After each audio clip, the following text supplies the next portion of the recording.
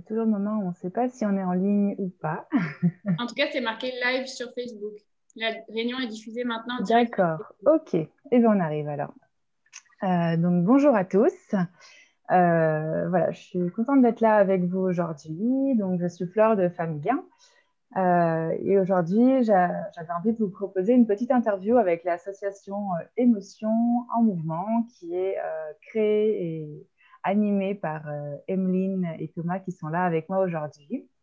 Et donc, on va pouvoir voilà, un petit peu échanger sur qu'est-ce qu'est leur association, qu'est-ce qu'ils font, et puis qu'est-ce qu'ils proposent. Enfin, voilà. Puis, vous pourrez poser toutes vos questions directement en commentaire, comme ça, je leur lirai et puis on pourra y répondre en live.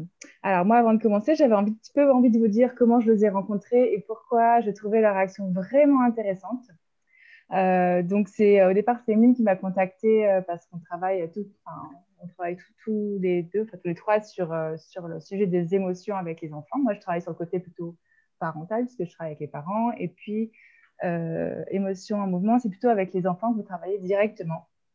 Et ce qui m'a touchée, en fait, c'est vraiment l'authenticité avec laquelle vous étiez dans votre approche, en fait, d'accueillir ce qui se passait pour les enfants, d'explorer. J'ai beaucoup aimé aussi voilà, que vous étiez des professionnels qui se remettaient en question et qui exploraient toutes sortes de domaines qui pouvaient amener dans votre action par rapport aux enfants. Donc, l'exploration, le fait de rechercher.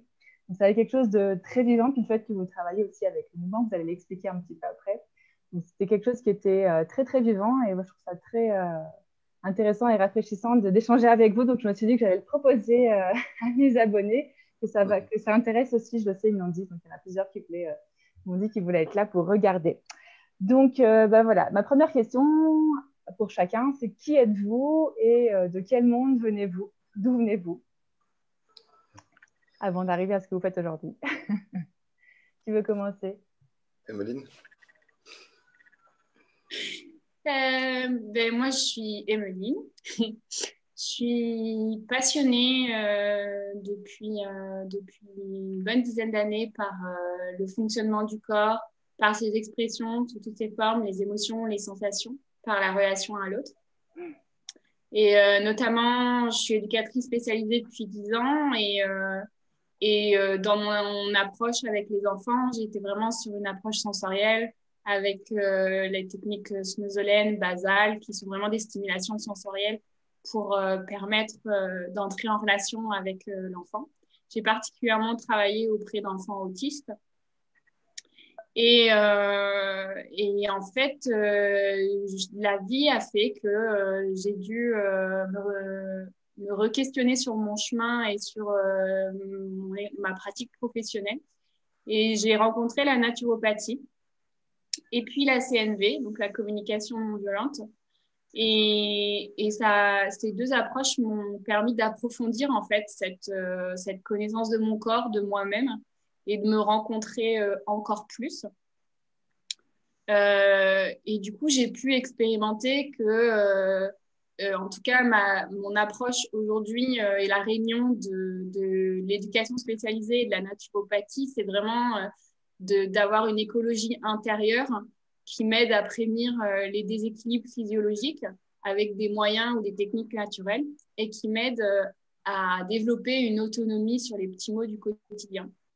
Et si je devais vraiment résumer en fait mon intention générale dans mes différents projets professionnels, c'est que je veux contribuer à un monde où chacune se sente acteur, actrice, créateur, créatrice de son bien-être, de sa santé et de sa vie.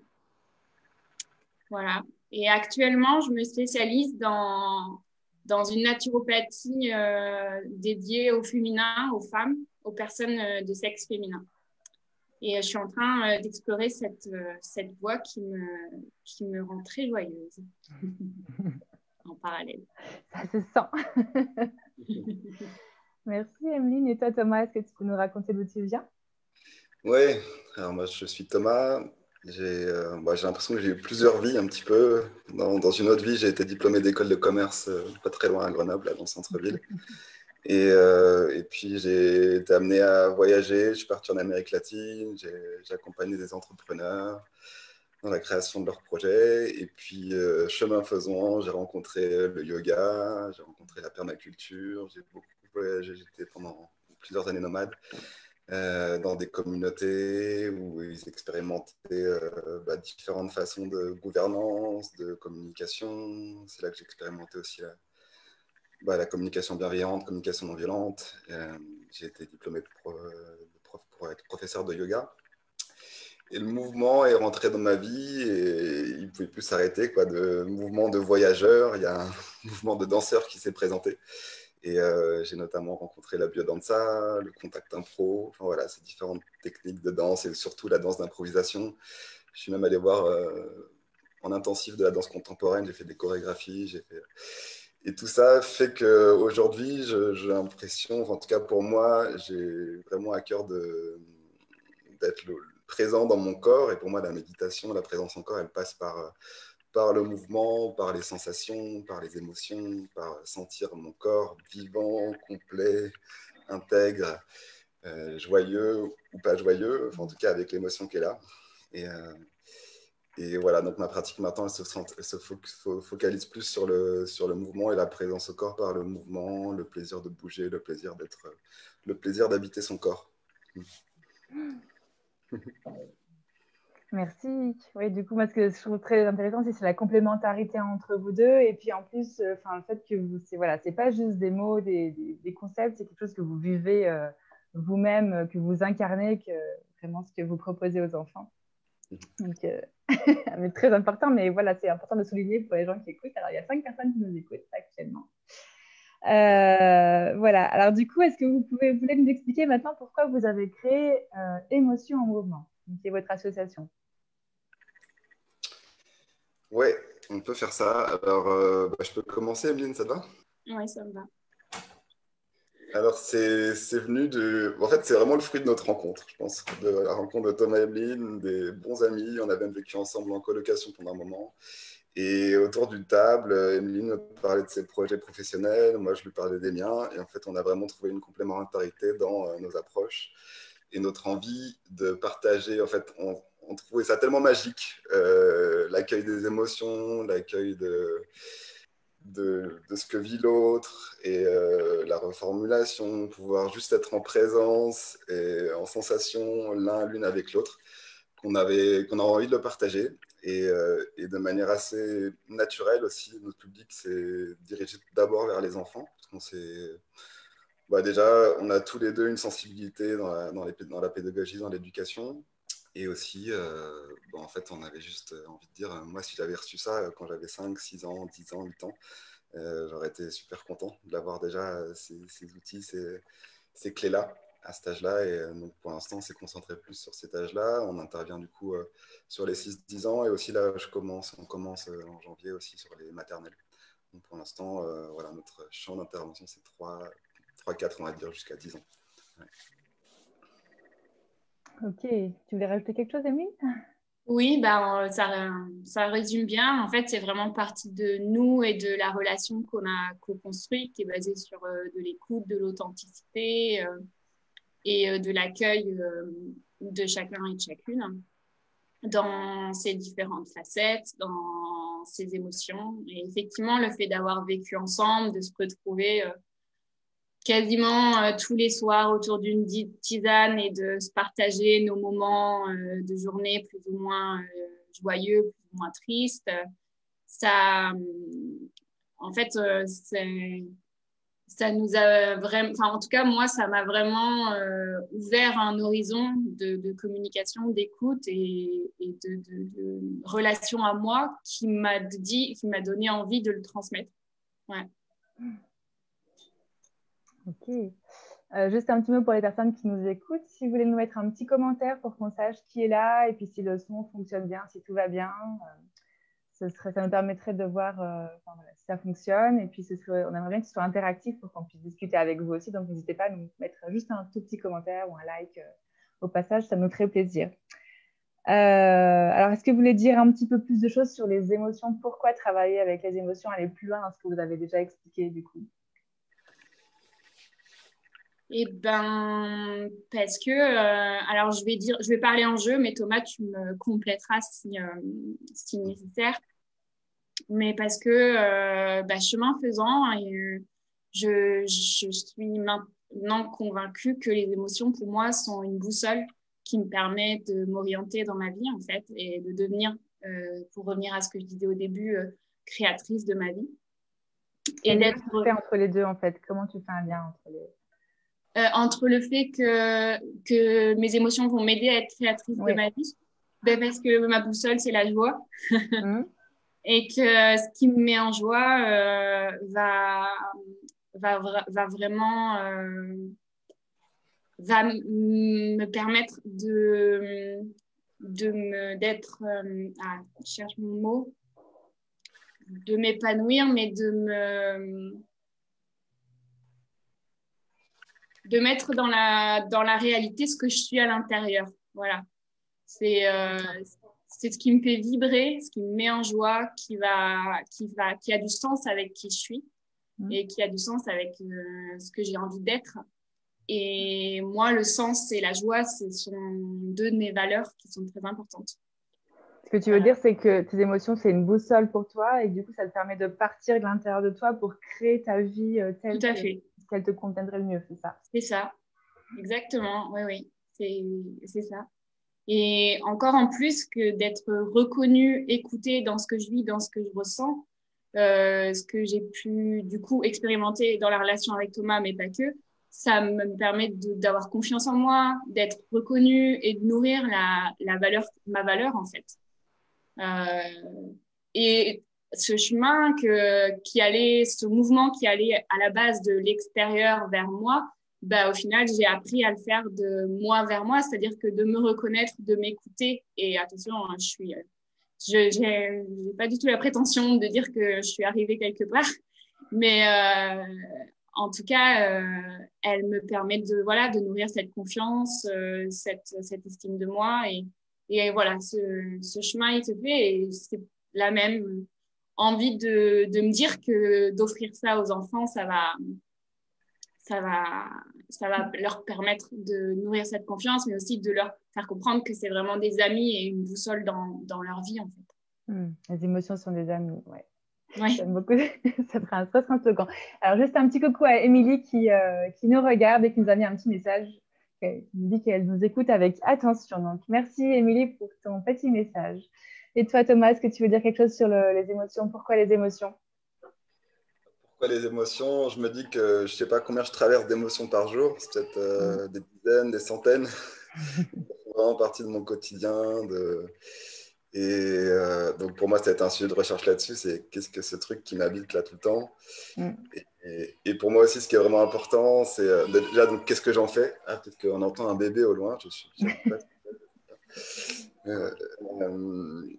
Voilà, qu'est-ce que je fais avec ça? Qu'est-ce que je fais avec ça? Et aussi par rapport à la culture, moi, et à mon éducation, il y a aussi à la fois la joie qui est une direction et qui est une boussole, et à la fois légitimer toutes les émotions et les voir toutes comme des amis, des alliés, des messagères.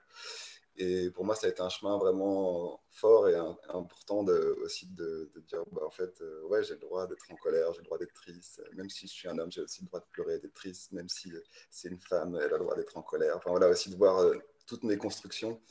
Et c'est aussi quelque chose qu'on accueille et qu'on prend vraiment en compte dans nos ateliers, les questions de genre, les questions et d'accueil et de réhabiliter en fait toutes les émotions comme des amis, des messagères, juste des compagnes en fait de notre vie, de notre quotidien. Est-ce que tu veux préciser ce que vous observez chez les enfants au niveau du genre, par exemple, par rapport aux émotions? Ouais, bah c'est assez classique. Enfin, c'est classique pour ceux qui s'intéressent à ça.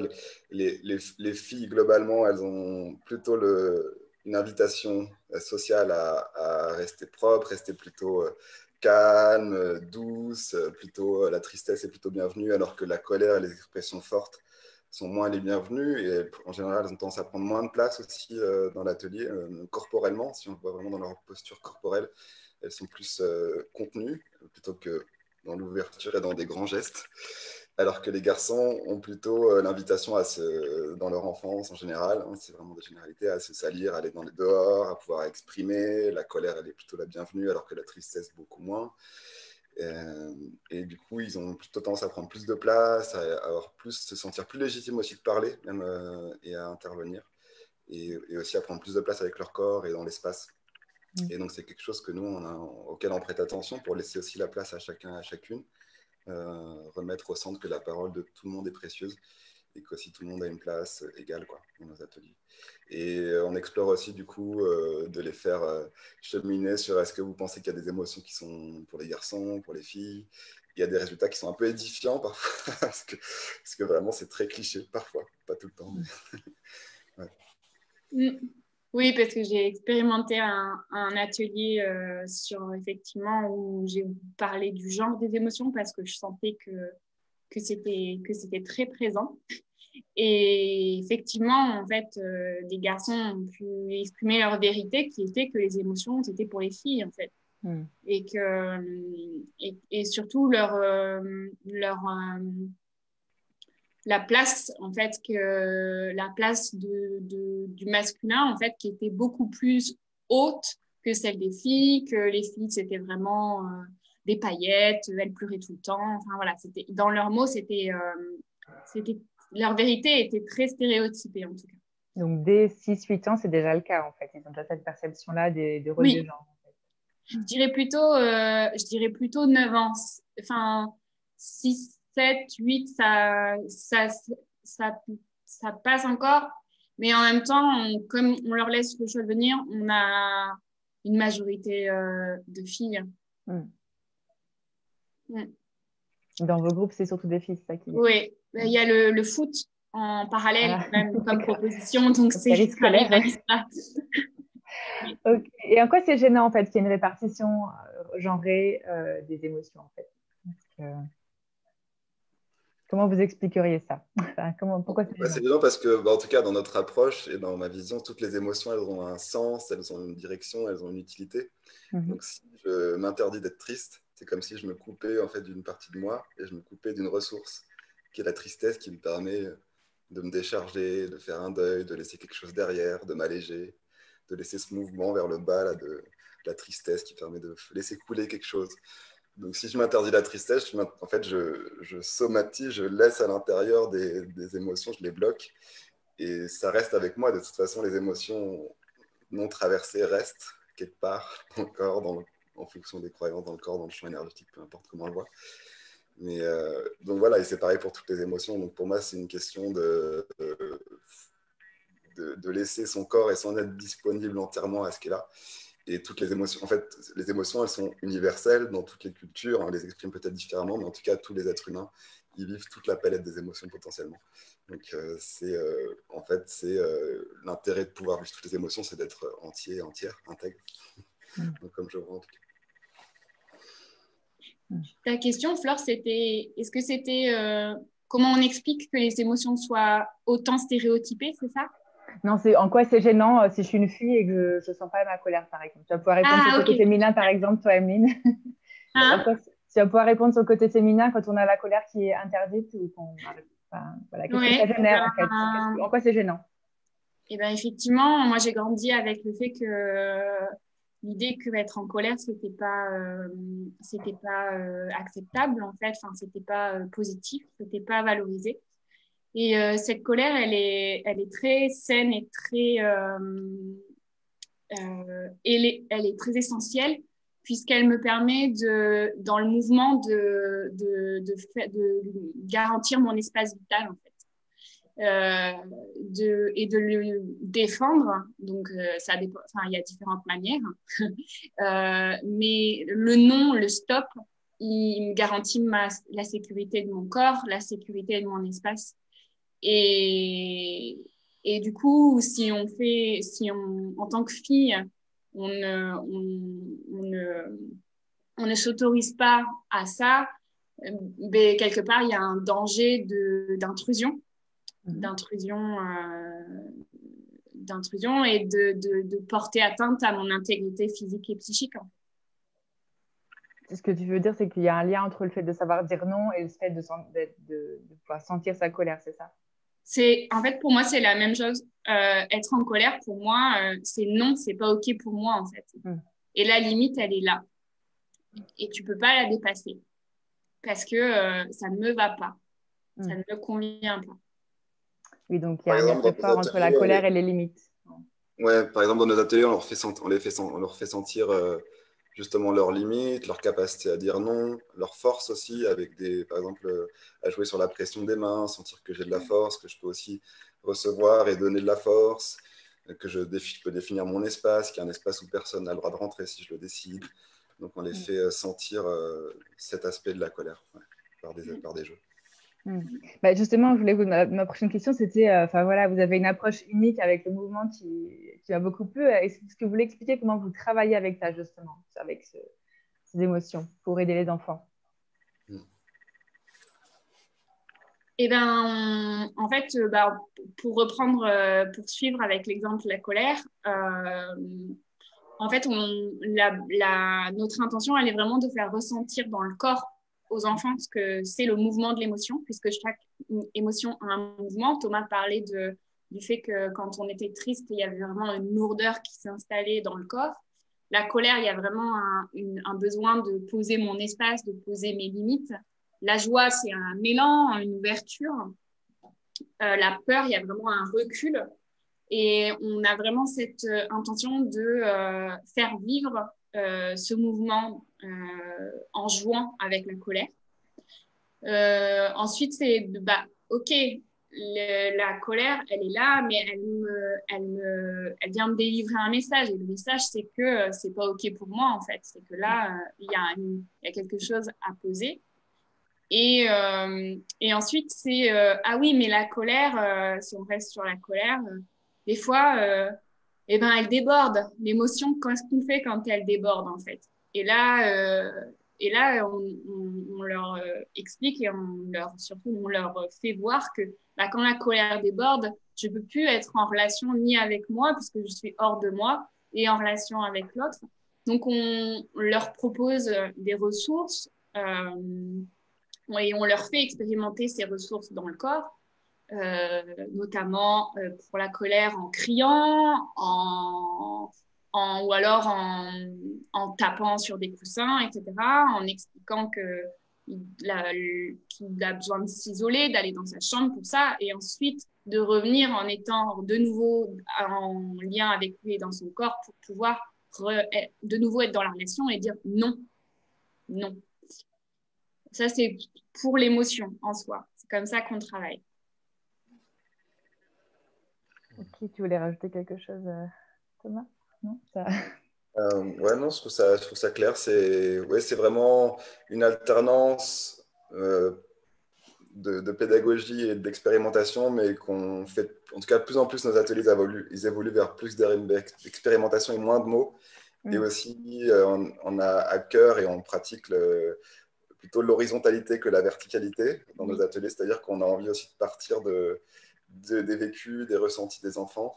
Donc souvent, en fait, pour expliquer une émotion, on va avant tout leur demander c'est quoi pour toi cette émotion-là? Est-ce que tu as déjà vécu un moment? Est-ce que tu veux nous raconter un moment où tu as vécu cette émotion-là? Et du coup, on parle aussi de leur expérience. Et même après, dans les jeux qu'on propose, on les laisse aussi après parfois inventer une variante ou une nouvelle proposition. Et pour nous, c'est important du coup Mais on voit que de toute façon, leur disponibilité est assez faible à des mots. Donc on leur donne plutôt un espace de vivre des choses et après on fait confiance aussi que ça va cheminer en eux. Comment ils réagissent les enfants du coup à vos propositions de bouger, etc. Comment est-ce que ça fonctionne du coup avec eux? J'ai pas entendu nos Comment propositions. est-ce qu'ils réagissent à vos propositions de mouvement, de bouger, etc. Les enfants, est-ce qu'ils accrochent? Comment ça se passe? C'est très variable. C'est très variable en fonction. Ça peut mettre en lumière parfois leur timidité ou en tout cas ils n'ont pas forcément l'habitude d'avoir ce droit-là, de bouger de cette façon-là. Et en même temps, on a vu que plus on leur offre un espace, un cadre, on leur donne de la sécurité, on explique bien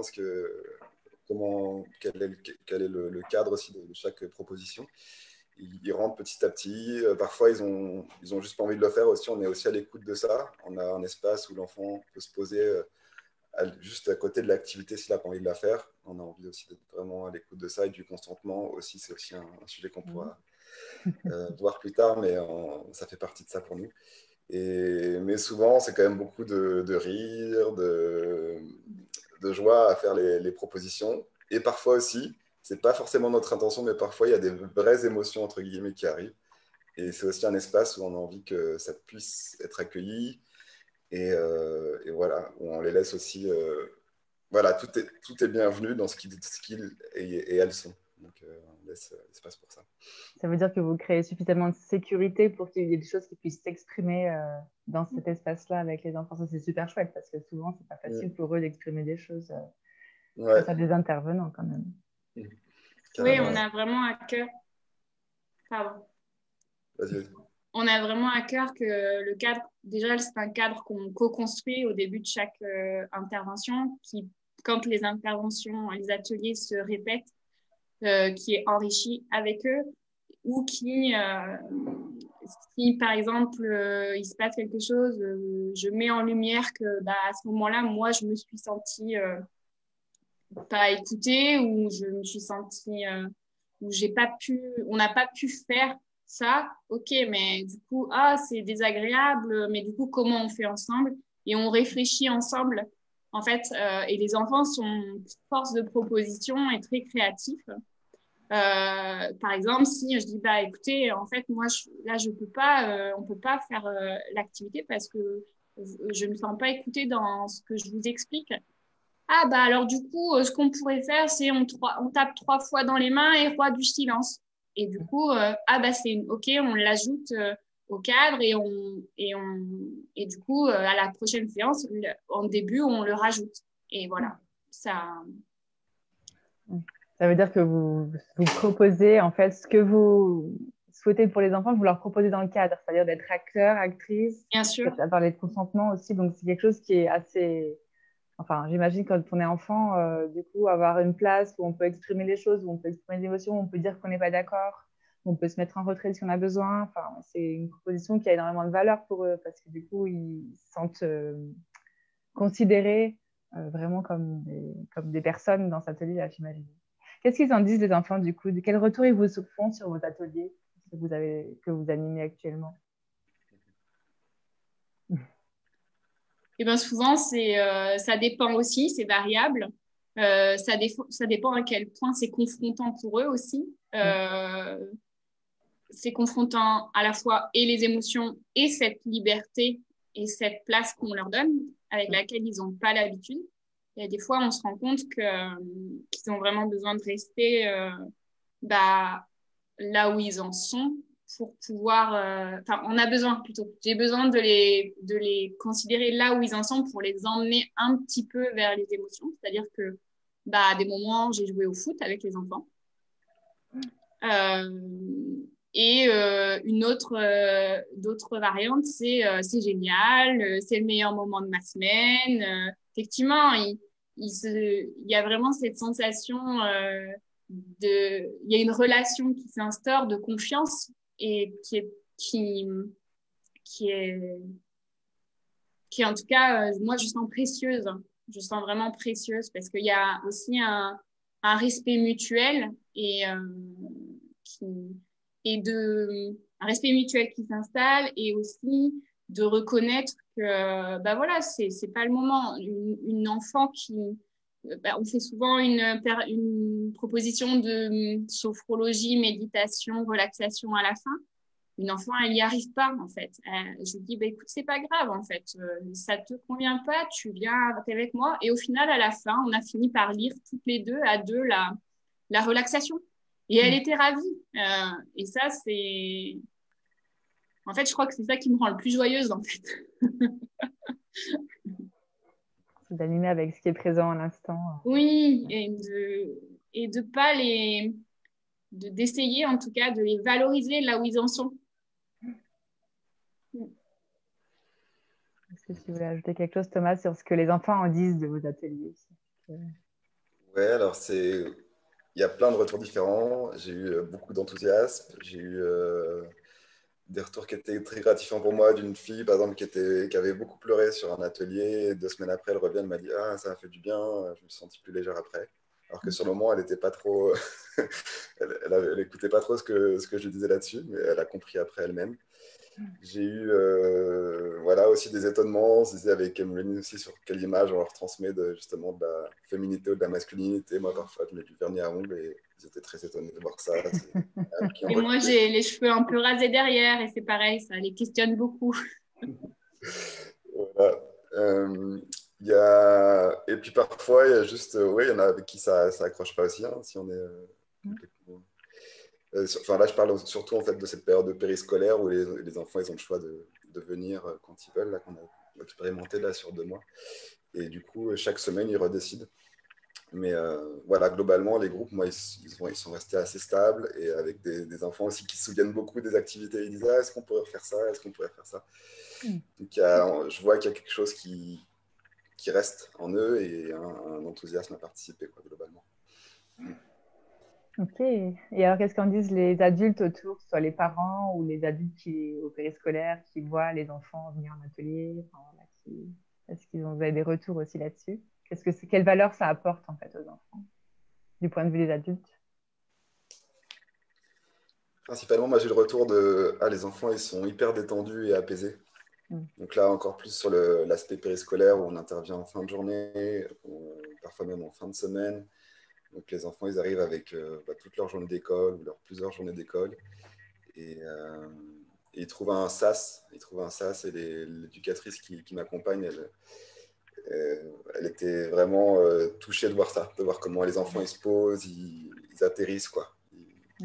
Ils respirent un peu plus de nouveau et ils se détendent. Ouais, ça c'est vraiment le retour premier que j'ai eu. Et si tu veux poursuivre. Ouais, ben, les adultes qui sont inspirés par, en tout cas, les adultes qui entourent les enfants qu'on accueille dans nos ateliers, ils sont inspirés, curieux de ce qu'on propose. Ils nous demandent d'assister, de venir voir ce qu'on fait.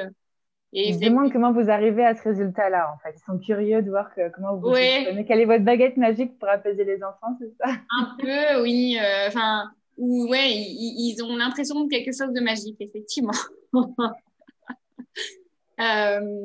Et à tel point que du coup, il y a le centre social de Moiran, la Maison pour tous, qui nous a demandé d'intervenir auprès des animateurs et des animatrices pour les sensibiliser à notre approche. Donc, on va faire ça en janvier. Ah, super. Oui. Vous allez retransmettre vos outils à d'autres adultes pour qu'ils puissent les utiliser. Ça s'élargit du coup. Ok. Qu'est-ce qui vous touche particulièrement chez les enfants que vous accompagnez? Pour moi, c'est en peu de mots, c'est que c'est le vrai, quoi. C'est le vrai, le présent, quoi. C'est juste du présent et du vrai en continu, quoi. Pour moi, c'est une inspiration pour moi-même et pas plus de mots. Ouais, ben, je te rejoins. Moi, ça a toujours été ça depuis que je travaille, que je travaille, que je suis au contact des enfants, c'est leur vérité, leur authenticité, leur insouciance, leur innocence. Et ce qui me touche d'autant plus et qui me donne l'élan d'aller vers eux, c'est que c'est aussi les adultes de demain. Et voilà, je suis touchée d'être à côté des adultes de demain. Émilie nous dit la magie, c'est les laisser être. C'est ça, c'est être eux-mêmes, pouvoir être vraiment. Je vois qu'il est déjà 12h51, alors je vais avancer un petit peu dans les questions qu'on avait préparées. Je vous propose de rêver un petit peu. On est en 2122 et qu'est-ce qui a changé dans le monde grâce à vos interventions auprès des enfants? Vas-y, Thomas. Oui, c'est pour moi celle-là. Je sais pas, je sens que t'es... Déjà, je pense que les ateliers émotion mouvement, ils n'existent plus. Il y a peut-être autre chose qui est là, mais il n'y a plus besoin. Il n'y a plus besoin. Et voilà, moi, j'imagine un monde de paix, en fait, de paix sociale, où chacune arrive exprime et entend ce que vit l'autre, et il y a de l'écoute, de la reconnaissance, où chacune trouve une place pour exprimer ses talents. Donc là, j'élargis un peu la réponse à ta question, mais pour moi, émotion mouvement, j'ai envie de contribuer à cet endroit-là, en fait, à l'endroit de paix sociale, d'harmonie dans les relations entre les humains et les humaines, et que chacune trouve une place, sa place dans le monde, en fait. C'est un petit peu vaste, mais c'est... Et moi, j'ai envie juste de rajouter, parce que je te rejoins, que les émotions, en fait, que d'être en lien avec soi, que d'être à l'écoute de soi, c'est, comme je disais, écologique, dans le sens où ça va dans le sens de ma santé. Parce que comme l'a justement dit Thomas à un moment donné, si les émotions ne sont pas vécues, accueillies, elles restent à un endroit ou à un autre, et des fois s'expriment avec le corps, et que du coup, voilà, l'idée c'est que tout le monde serait en santé. Si je peux me permettre d'aller un petit peu plus loin encore, c'est aussi si je ressens plus, je ressens aussi ce que je fais dans mon environnement et aussi mon lien avec la planète. Et voilà, la nature. Sport d'activité. Donc, si je suis à l'écoute de mes ressentis, de mes sensations, de mes émotions, ça va être difficile de jeter un papier dans la nature, par exemple, parce qu'en fait, je vais sentir ce que ça fait aussi à la forêt, aux arbres, à la planète. Et pour moi, tout est relié. Donc pour toi, il y a un lien entre l'écologie intérieure, dont tu as parlé tout à l'heure, et puis l'écologie plus largement extérieure. Ok, est-ce que vous avez un message pour les parents, du coup, qui nous écoutent? Ils sont 5 encore à être là. Et qu'il y en a peut-être qui écouteront en replay aussi l'interview. Qu'est-ce que tu dis? Bon courage, j'ai dit.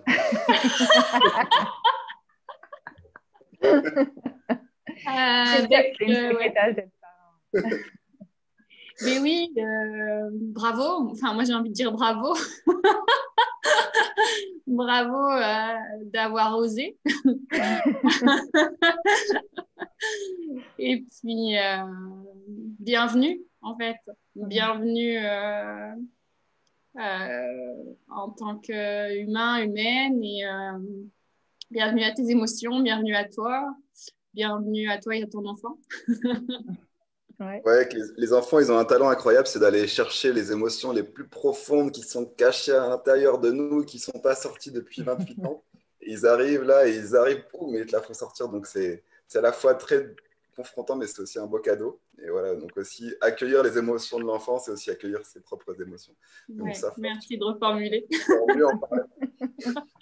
En fait, c'est le couple en version démultipliée, quoi. Tu veux dire dans la relation parent-enfant? Oui.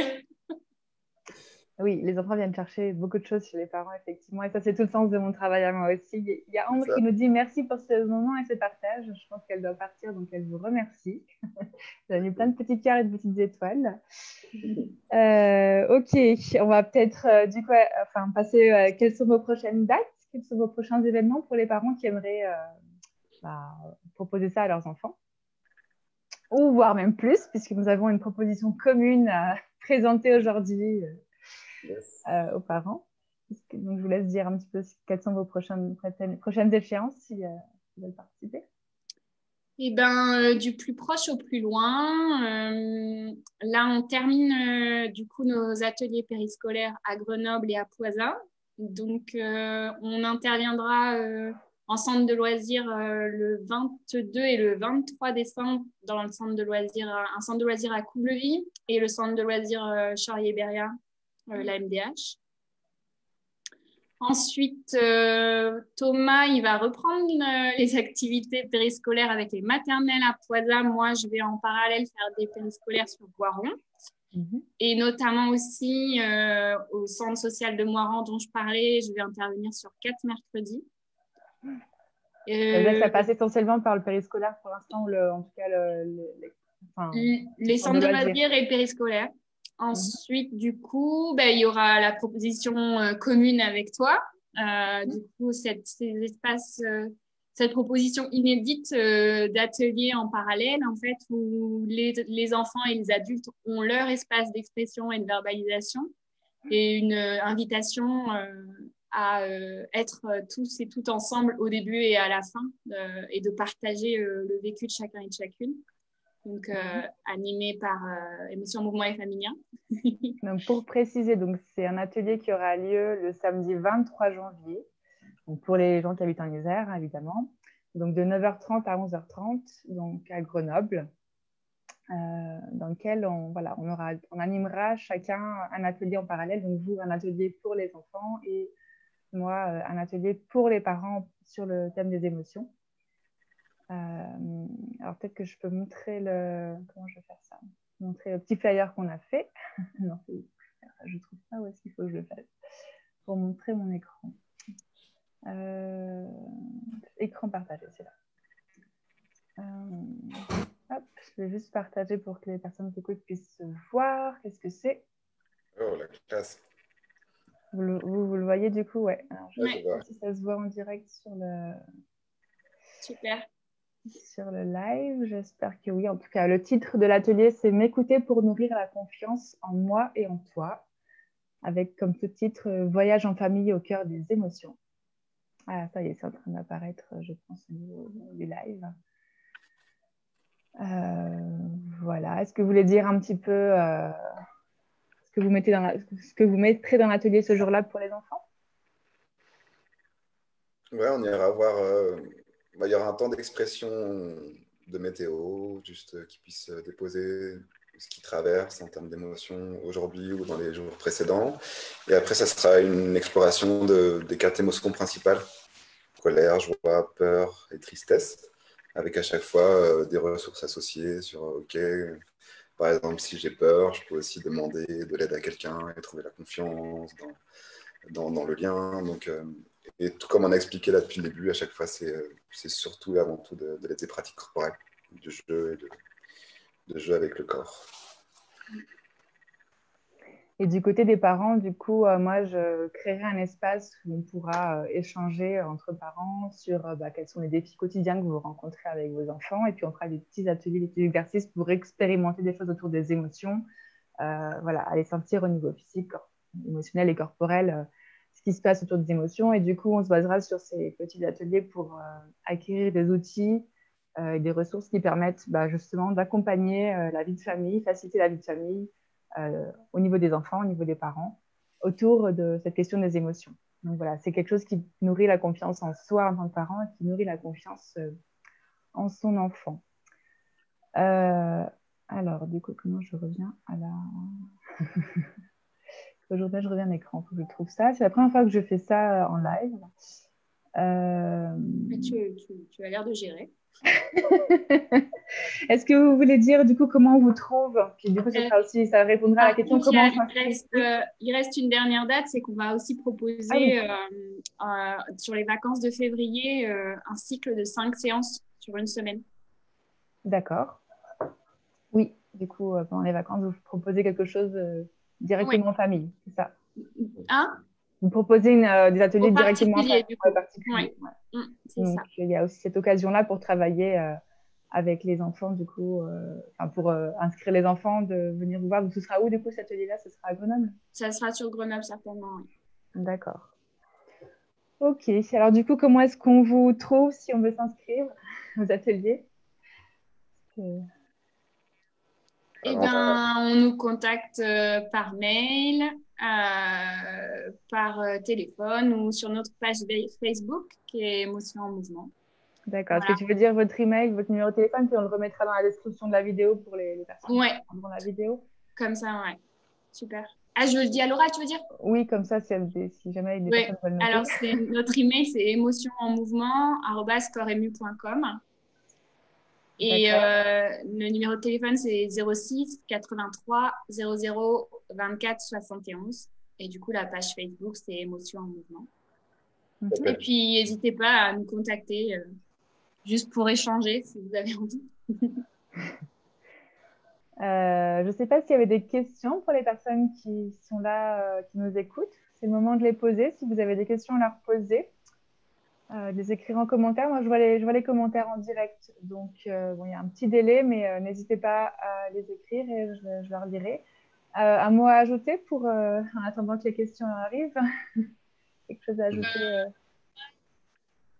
Alors moi, déjà dire aussi que on a proposé on a différentes dates là qui se précisent, mais après on est aussi à l'écoute de créer des groupes. C'est ce qu'on fait aussi avec des parents qui ont déjà un groupe de 5 ou 10 parents et enfants. On peut créer un groupe voilà, sur mesure, entre guillemets. Donc, Ça veut et dire aussi, qu'il y a une association de parents, par exemple, qui veut vous faire venir, vous pouvez venir intervenir, par exemple. Oui. c'est ça, ouais. Et puis après, aussi, à force de proposition, les périscolaires, les centres de loisirs, les écoles, ils écoutent aussi les demandes des parents. Donc, Ouais. Ça pour veut dire amener si les parents vous proposent à leur service périscolaire ou à centre de loisirs, enfin, c'est ouais, OK pour c'est un vous. chemin. Ouais, c'est un chemin qui permet aussi du coup, que ça soit financé par d'autres personnes, enfin, en tout cas par l'école ou par les centres de loisirs. Jusqu'où vous allez géographiquement, est-ce que vous vous êtes posé la question? Parce que je ne sais pas d'où écoutent les parents, mais il se peut qu'il y ait des gens qui écoutent d'un peu plus loin que Grenoble. Et pour de la proposition, pour l'instant, c'est plutôt Grenoble et Pays-Voironnais. Après, on est assez ouvert aux différents formats. Si c'est par exemple des interventions sur plusieurs jours, on Oui, peut le faire. forcément, c'est Ouais, pas loin. ouais. OK, quelque chose à ajouter, Emeline? Non, je me sens joyeuse d'avoir fait cette interview. C'est intéressant. Ça m'aide aussi me permet de mettre de la clarté aussi sur notre chemin et c'est chouette. Je crois que les parents qui étaient là, en tout cas, qui écoutaient, étaient contents. Il y avait eu des petits cœurs, des petits likes, des éclats de rire aussi. Donc, je pense que c'est voilà, intéressant pour tout le monde. Donc, je vois pas de questions apparaître. Donc, dépêchez-vous si vous voulez poser vos questions parce qu'après, on va raccrocher. En tout cas, moi, j'étais très contente que vous soyez là aujourd'hui. J'aime bien faire découvrir le travail à des personnes qui font enfin, voilà, qui sont dans la même dynamique que moi au niveau de l'émotion, de l'accueil, etc., de la place de chacun. Donc, merci d'avoir accepté de venir faire l'interview sur ma page. Je serai très contente d'animer cet atelier bientôt avec vous au mois de janvier. Je pense que ça va être une grande expérience. Ça va être assez intéressant de voir ce que ça donne d'avoir à la fois les parents et les enfants. Pour vous qui travaillez surtout avec les enfants et pour moi qui travaille surtout avec les parents, d'avoir les deux réunis, ça va être quelque chose. Voilà, vous aurez, en tout cas, ce que j'ai envie de dire aux parents qui écoutent, c'est que vous aurez là 3 professionnels pour vos familles qui seront là. Donc, c'est une occasion à ne pas rater, je pense. C'est une proposition qui sera très intéressante. Pas de questions. Donc, écoutez, on va raccrocher. Je vous souhaite une bonne journée. Je vous dis à très bientôt. Merci beaucoup. Merci, au revoir. Au revoir. Alors.